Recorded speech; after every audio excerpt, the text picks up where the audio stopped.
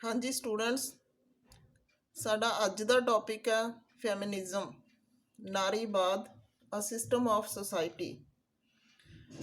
ਇਹਦੇ ਵਿੱਚ ਅਸੀਂ ਇਸ ਦਾ ਮੀਨਿੰਗ, ਡੈਫੀਨੇਸ਼ਨ ਐਂਡ ਫੀਚਰਸ ਕਰਾਂਗੇ। ਨਾਰੀਵਾਦ ਕੀ ਹੈ? ਨਾਰੀਵਾਦ ਮੁੱਖ ਤੌਰ 'ਤੇ ਸਮਾਜ ਵਿੱਚ ਔਰਤਾਂ ਦੀ ਘਟੀਆ ਸਥਿਤੀ ਅਤੇ ਉਹਨਾਂ ਦੇ ਲਿੰਗ ਕਾਰਨ ਜਿਹੜਾ ਉਹਨਾਂ ਨਾਲ ਵਿਤਕਰਾ ਹੁੰਦਾ ਏ ਉਹਦੇ ਨਾਲ ਸੰਬੰਧਿਤ ਆ। ਤਾਂ ਸਭ ਤੋਂ ਪਹਿਲਾਂ ਅਸੀਂ ਇਸ ਦਾ ਮੀਨਿੰਗ ਕਰਦੇ ਹਾਂ।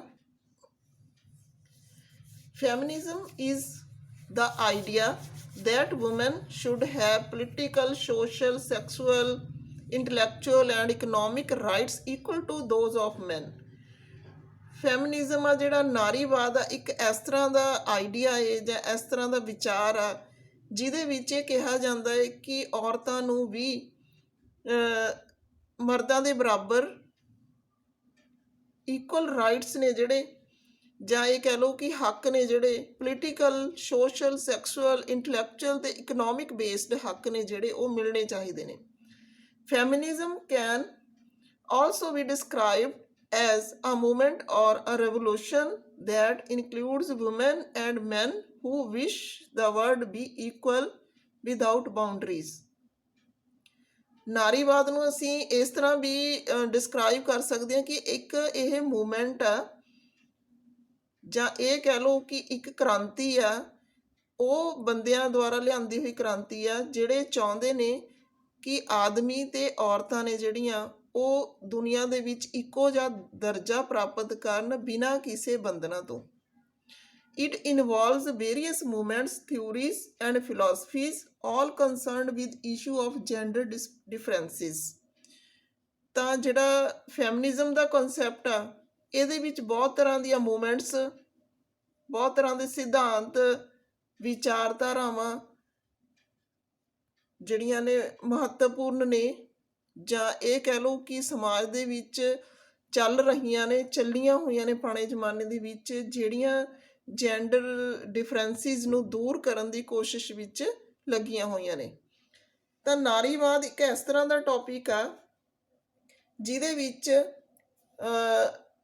ਜਿਹੜੀਆਂ ਫੀਮੇਲ ਨੇ ਉਹਨਾਂ ਨੂੰ ਉਹਨਾਂ ਦੇ ਹੱਕ ਦਿਵਾਉਣ ਦੀ ਕੋਸ਼ਿਸ਼ ਕੀਤੀ ਜਾਂਦੀ ਆ ਅਤੇ ਉਹਨਾਂ ਨੂੰ ਮਰਦਾਂ ਦੇ ਬਰਾਬਰ ਰੱਖਣ ਦੀ ਕੋਸ਼ਿਸ਼ ਕੀਤੀ ਜਾਂਦੀ ਹੈ। ਤਾਂ ਜੋ ਵੀ ਮੂਵਮੈਂਟਸ, ਜੋ ਵੀ ਕੰਪੇਨਸ, ਜੋ ਵੀ ਥਿਊਰੀਜ਼ ਇਹਦੇ ਨਾਲ ਰਿਲੇਟਡ ਨੇ ਉਹ ਸਾਰੀਆਂ ਕੀ ਨੇ? ਨਾਰੀ ਨੂੰ ਹੱਕ ਦਿਵਾਉਣ ਦੇ ਸੰਬੰਧਿਤ ਨੇ। ਫਿਰ ਹੈ ਡੈਫੀਨੇਸ਼ਨ ਆਫ ਫੈਮਿਨਿਜ਼ਮ। ਨਾਰੀਵਾਦ ਦੀ ਜਿਹੜੀ ਆ ਪਰਿਭਾਸ਼ਾ ਕੀ ਆ? Feminism is the belief that women should have same rights and opportunities as men। Webster dictionary ਦੀ ਜੇ ਅਸੀਂ ਗੱਲ ਕਰੀਏ ਤਾਂ ਉਹ ਕੀ ਕਹਿੰਦੇ ਨੇ ਕਿ ਨਾਰੀਵਾਦ ਇੱਕ ਇਸ ਤਰ੍ਹਾਂ ਦਾ ਵਿਸ਼ਵਾਸ ਆ ਜਿਹਦੇ ਵਿੱਚ ਇਹ ਕਿਹਾ ਗਿਆ ਹੈ ਕਿ ਜਿਹੜੀਆਂ ਔਰਤਾਂ ਨੇ ਉਹਨਾਂ ਨੂੰ ਮਰਦਾਂ ਦੇ ਬਰਾਬਰ ਹੱਕ ਅਤੇ ਮੌਕੇ ਮਿਲਣੇ ਚਾਹੀਦੇ ਨੇ। ਇੱਕ ਹੋਰ ਡੈਫੀਨੇਸ਼ਨ ਦੇਖਦੇ ਹਾਂ ਅਸੀਂ।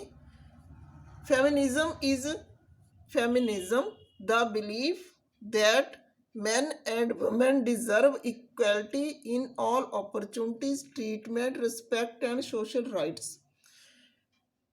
ਤਾਂ ਇੱਥੇ ਸਾਡੇ ਕੋਲ ਵਿੰਡ ਗੁੱਡ ਫਰੈਂਡ ਦੀ ਡੈਫੀਨੇਸ਼ਨ ਆ। ਉਹ ਕਹਿੰਦੇ ਨੇ ਕਿ ਜਿਹੜਾ ਨਾਰੀਵਾਦ ਆ ਉਹ ਇਸ ਤਰ੍ਹਾਂ ਦੀ ਧਾਰਨਾ ਹੈ ਜਿਹਦੇ ਵਿੱਚ ਆਦਮੀ ਅਤੇ ਔਰਤਾਂ, ਕਿਉਂਕਿ ਉਹ ਡਿਜ਼ਰਵ ਕਰਦੇ ਨੇ ਇਕੁਐਲਿਟੀ ਲਈ, ਪਰਮਾਤਮਾ ਨੇ ਉਹਨਾਂ ਨੂੰ ਇੱਕੋ ਜਿਹਾ ਬਣਾਇਆ ਏ, ਤਾਂ ਉਹਨਾਂ ਲਈ ਹਰੇਕ ਤਰ੍ਹਾਂ ਦੇ ਮੌਕੇ, ਹਰੇਕ ਤਰ੍ਹਾਂ ਦੇ ਜਿਹੜੇ ਟਰੀਟਮੈਂਟ ਨੇ, ਰਿਸਪੈਕਟ ਆ ਜਾਂ ਸਮਾਜਿਕ ਹੱਕ ਨੇ, ਉਹ ਸਾਰੇ ਉਹਨਾਂ ਨੂੰ ਇੱਕੋ ਜਿਹੇ ਹੀ ਮਿਲਣੇ ਚਾਹੀਦੇ ਨੇ। ਹੁਣ ਫੈਮਿਨਿਜ਼ਮ ਜਿਹੜੀ ਆ ਉਸ ਦੇ ਮੇਨ ਕਰੈਕਟਰਿਸਟਿਕਸ ਕੀ ਨੇ, ਫੀਚਰਸ ਕੀ ਨੇ ਜਿਨ੍ਹਾਂ ਤੋਂ ਅਸੀਂ ਇਸ ਕੰਸੈਪਟ ਨੂੰ ਕਲੀਅਰਲੀ ਸਮਝ ਸਕਦੇ ਹਾਂ। ਸਭ ਤੋਂ ਪਹਿਲਾਂ ਹੈਗਾ ਫੈਮਿਨਿਜ਼ਮ ਇਜ਼ ਐਨ ਆਈਡੀਓਲੋਜੀ। ਤਾਂ ਫੈਮਿਨਿਜ਼ਮ ਕੀ ਹੈ? ਨਾਰੀਵਾਦ ਕੀ ਇੱਕ ਵਿਚਾਰਧਾਰਾ ਹੈ, ਇੱਕ ਲਹਿਰ ਆ ਜਿਹੜੀ ਸਮਾਜ ਦੇ ਵਿੱਚ ਉੱਠੀ ਆ ਅਤੇ ਨਾਰੀ ਨੂੰ ਉਸਦੇ ਹੱਕ ਦਿਵਾਉਣ ਲਈ ਜੋ ਵੀ ਨਾਰੀ ਦੇ ਪੱਖ ਦੇ ਮੈਂਬਰਸ ਨੇ, ਚਾਹੇ ਉਹ ਮੇਲ ਨੇ ਚਾਹੇ ਉਹ ਫੀਮੇਲ ਨੇ, ਤਾਂ ਸੁਸਾਇਟੀ ਮੈਂਬਰਸ ਨੇ ਇਹ ਆਵਾਜ਼ ਉਠਾਈ ਆ ਕਿ ਜਿਹੜੀ ਲੇਡੀਜ਼ ਨੇ ਜਾਂ ਵੂਮੈਨ ਨੇ ਉਹਨਾਂ ਨੂੰ ਮੈਨ ਦੇ ਬਰਾਬਰ ਦਰਜਾ ਦਿੱਤਾ ਜਾਣਾ ਚਾਹੀਦਾ ਹੈ। ਤਾਂ ਇੱਕ ਆਈਡੀਓਲੋਜੀ ਆ।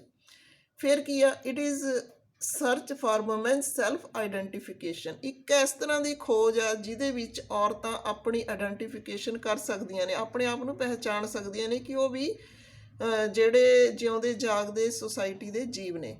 ਫਿਰ ਇਹ ਫੈਮਿਨਿਜ਼ਮ ਐਜ਼ ਅ ਫਿਲਾਸਫੀ, ਨਾਰੀਵਾਦ ਇੱਕ ਵਿਚਾਰਧਾਰਾ ਹੈ, ਕਿਉਂਕਿ ਜਿਹੜਾ ਗਰੁੱਪ ਆ, ਇੱਕ ਗਰੁੱਪ ਆਫ ਪੀਪਲ, ਉਹ ਇਸ ਵਿਚਾਰਧਾਰਾ ਦੇ ਅੰਦਰ ਆ, ਜਾਂ ਫੋਲੋਅਰਸ ਨੇ ਇਸ ਦੇ ਬਹੁਤ ਸਾਰੇ।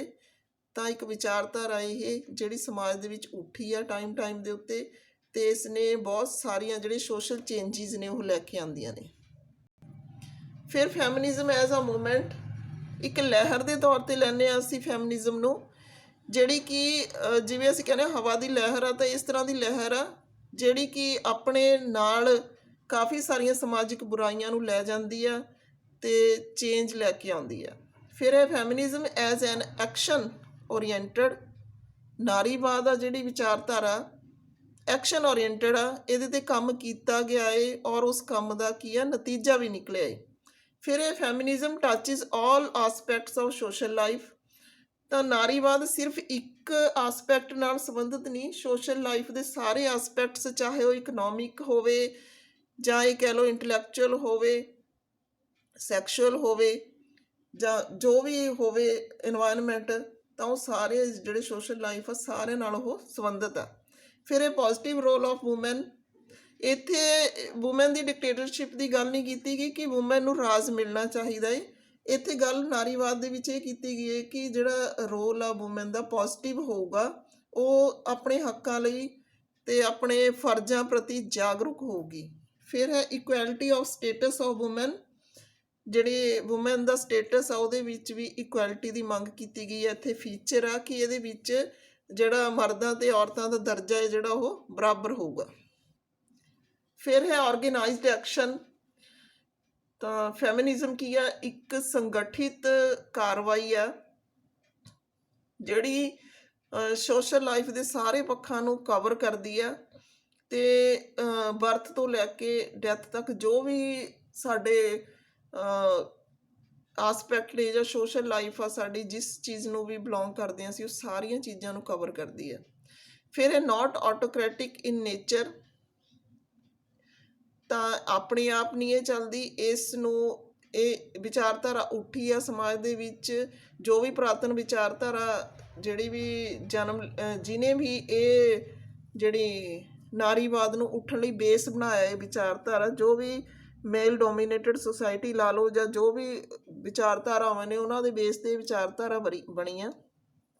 ਫਿਰ ਹੈ ਯੂਨੀਵਰਸਲ ਇਨ ਨੇਚਰ, ਇਹ ਸਾਰੇ ਕਿਤੇ ਫੈਲੀ ਹੋਈ ਹੈ, ਇਹ ਨਹੀਂ ਹੈ ਕਿ ਇੱਕ ਖਾਸ ਪਰਟੀਕੂਲਰ ਸੁਸਾਇਟੀ ਦਾ ਹਿੱਸਾ ਹੀ ਆ ਇਹ, ਤਾਂ ਇਹ ਸਾਰੇ ਦੇਸ਼ਾਂ ਦੇ ਵਿੱਚ ਸਾਰੇ ਕਿਤੇ ਇਹ ਆਵਾਜ਼ ਉੱਠੀ ਆ। ਫਿਰ ਹੈ ਸੋਸ਼ਲ ਚੇਂਜ, ਤਾਂ ਫੈਮਿਨਿਜ਼ਮ ਦੀ ਇੱਕ ਵਿਸ਼ੇਸ਼ਤਾ ਹੈ ਕਿ ਇਸ ਨੇ ਬਹੁਤ ਜ਼ਿਆਦਾ ਸੋਸ਼ਲ ਚੇਂਜ ਲੈ ਕੇ ਆਉਂਦੀ ਆ। ਜਿਹੜੀਆਂ ਅਸੀਂ ਕਹਿੰਦੇ ਹਾਂ ਕਿ ਡਿਸਕ੍ਰਿਮੀਨੇਸ਼ਨ ਹੁੰਦਾ ਸੀ ਕੁੜੀਆਂ ਨਾਲ ਮੁੰਡਿਆਂ ਦੇ ਬਦਲੇ ਵਿੱਚ, ਤਾਂ ਉਹ ਸਾਰੀ ਚੀਜ਼ ਇਹ ਕਹਿ ਲਓ ਕਿ ਚੇਂਜ ਹੋ ਗਈ। ਹੁਣ ਜਿਹੜਾ ਇਹ ਸਾਰਾ ਕਮਾਂਡ ਆ ਜਿਹੜੀ ਉਹ ਮਰਦਾਂ ਦੇ ਬਰਾਬਰ ਔਰਤਾਂ ਨੇ ਵੀ ਸੰਭਾਲੀ ਹੋਈ ਆ, ਚਾਹੇ ਉਹ ਸੁਸਾਇਟੀ ਬੇਸਡ ਹੋਵੇ ਚਾਹੇ ਉਹ ਫੈਮਿਲੀ ਬੇਸਡ ਹੋਵੇ। ਫਿਰ ਹੈ equality of male and female, male ਤੇ ਫੀਮੇਲ ਦੀ ਇਕੁਐਲਿਟੀ, ਹਰੇਕ ਪੱਖ 'ਤੇ ਬਰਾਬਰਤਾ। ਫਿਰ ਹੈ equality of rights for women, ਔਰਤਾਂ ਲਈ ਹੱਕਾਂ ਦੀ ਬਰਾਬਰਤਾ। ਡਾਇਵਰਸੀਫਾਈਡ ਇਨ ਨੇਚਰ, ਭਿੰਨਤਾ ਦੇ ਆਧਾਰ 'ਤੇ ਆ ਇਹ, ਕਿਉਂਕਿ ਹਰੇਕ ਪੱਖ ਨਾਲ ਸੰਬੰਧਿਤ ਆ, ਲਾਈਫ ਦੀ ਹਰੇਕ ਆਸਪੈਕਟ ਨੂੰ ਕਵਰ ਕਰਦੀ ਆ, ਤਾਂ ਹਰੇਕ ਕਿਤੇ ਫੈਲੀ ਹੋਈ ਆ। ਫਿਰ ਹੈ ਓਪਰਚੁਨਿਟੀਜ਼ ਫਾਰ ਡਿਵੈਲਪਮੈਂਟ, ਇਹਦੇ ਨਾਲ ਨਾਰੀਵਾਦ ਨਾਲ ਕੀ ਹੋਇਆ ਹੈ, ਔਰਤਾਂ ਨੂੰ ਡਿਵੈਲਪਮੈਂਟ ਕਰਨ ਦੀ ਓਪਰਚੁਨਿਟੀਜ਼ ਮਿਲੀਆਂ ਨੇ, ਔਰਤਾਂ ਦੇ ਨਾਲ ਜਿਹੜਾ ਮਰਦ ਨੇ ਉਹਨਾਂ ਨੂੰ ਵੀ ਓਪਰਚੁਨਿਟੀਜ਼ ਮਿਲੀਆਂ ਨੇ ਡਿਵੈਲਪਮੈਂਟ ਦੀਆਂ। ਤਾਂ ਔਰਤ ਮਰਦ ਦੋਨਾਂ ਨਾਲ ਹੀ ਸਮਾਜ ਬਣਦਾ, ਤਾਂ ਦੋਨਾਂ ਨੂੰ ਹੀ ਜਿਹੜਾ ਮੌਕਾ ਬਰਾਬਰ ਦਿੱਤਾ ਜਾਵੇ ਤਾਂ ਸਮਾਜ ਦੀ ਜਿਹੜੀ ਵਿਕਾਸ ਦੀ ਦਰ ਆ ਉਹ ਤੇਜ਼ ਹੋ ਜਾਂਦੀ ਹੈ।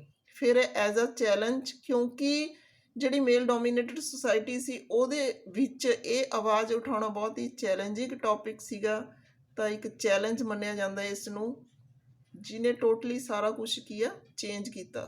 ਨਾਟ ਰਜਿਸਟਰਡ, ਤਾਂ ਇਹ ਜਿਹੜੀ ਆਈਡੀਓਲੋਜੀ ਹੈ ਰਜਿਸਟਰਡ ਨਹੀਂ ਹੈ, ਇਹ ਲੋਕਧਾਰਾ ਇਹ ਲੋਕਾਂ ਦੁਆਰਾ ਹੀ ਜਿਹੜੀ ਉਠਾਈ ਗਈ ਆਵਾਜ਼ ਆ, ਤਾਂ ਗਰੁੱਪ ਜਿਹੜਾ ਇੱਕ ਇਹ ਇਸ ਦੇ ਪੱਖ 'ਚ ਆ, ਤਾਂ ਇਸ ਤਰ੍ਹਾਂ ਨਾਲ ਇਹ ਰਜਿਸਟਰਡ ਨਹੀਂ ਮੰਨ ਸਕਦੇ, ਇਹਦੀ ਵਿਸ਼ੇਸ਼ਤਾ ਇਹ। ਤਾਂ ਅੱਜ ਸਾਡਾ ਇਹ ਟੌਪਿਕ ਸੀਗਾ ਫੈਮਿਨਿਜ਼ਮ ਦੇ ਬੇਸ। ਤਾਂ ਜੋ ਵੀ ਪੁਆਇੰਟਸ ਤੁਹਾਨੂੰ ਐਕਸਪਲੇਨ ਥੋੜ੍ਹੇ ਕੀਤੇ ਨੇ, ਉਹਨਾਂ ਨੂੰ ਤੁਸੀਂ ਵੱਧ ਐਕਸਪਲੇਨ ਕਰਕੇ ਆਪਣਾ ਕੁਐਸਚਨ ਆ ਜਿਹੜਾ ਉਹ ਕਵਰ ਕਰ ਸਕਦੇ ਹੋ। ਤਾਂ ਅੱਜ ਲਈ ਇੰਨਾ ਹੀ ਕਾਫੀ। ਅੱਗੇ ਫਿਰ ਮਿਲਦੇ ਆ ਨੈਕਸਟ ਟੌਪਿਕ ਦੇ ਨਾਲ। ਥੈਂਕਸ। ਓਕੇ।